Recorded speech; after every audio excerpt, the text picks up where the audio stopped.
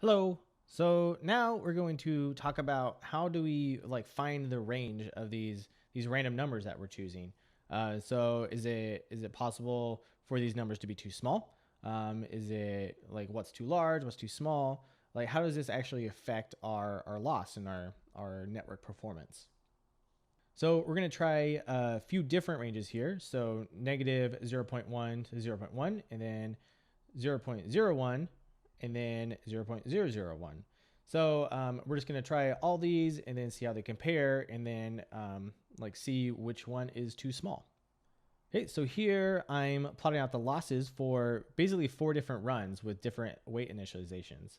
So the red is -1 to 1, and blue and green and kind of the cyan color are all down here. And it's our progressively getting smaller, right? So 0.1, 0.01, 0.001. And again, all these losses here are basically so small you can't even see them on the scale of this red line here.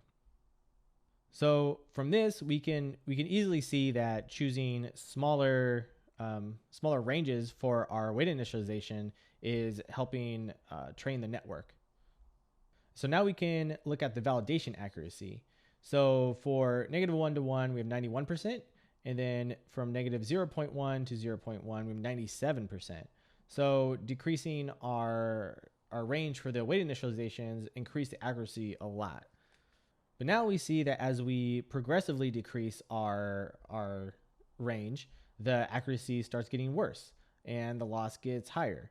So it seems like around here, around -0.1 to 0.1, this is kind of like this sweet spot. Because as we start making the weights too small, then we start decreasing our accuracy and the performance of our network. So now that we know these values are too small, we can compare it with our general rule where where the range y is equal to 1 over the square root of n, where n is the number of units you have. So if we compare to negative 0.1 to 0.1, compare that to the general rule, then we see they're almost exactly the same. And so we found that this range that we've just sort of experimented with is practically the same as our general rule. So you can see this general rule is pretty much what we should be using most of the time. Okay, so next we're going to look at what happens when we're using the normal distribution to sample our initial weights. So the idea is that with a uniform distribution, we have the same chance to pick any number within our range. But with a normal distribution, we're more likely to get numbers near 0.